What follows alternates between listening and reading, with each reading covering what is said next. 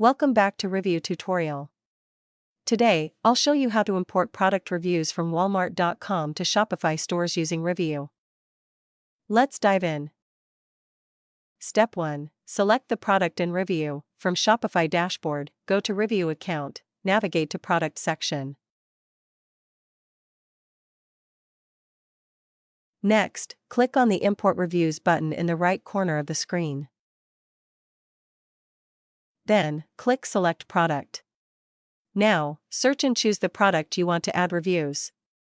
A window will pop up where you can paste the Walmart product URL. Step 2. Copy the Walmart product URL. Let's head over to walmart.com.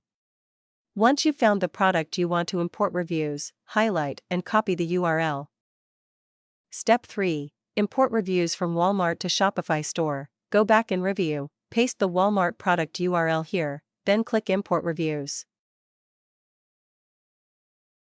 In just a few moments, your reviews will be imported successfully. Now, return to the product section, search for that product to see the reviews and manage them.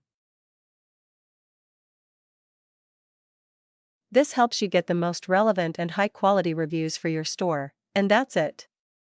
You've successfully imported Walmart reviews into Shopify using Ryviu.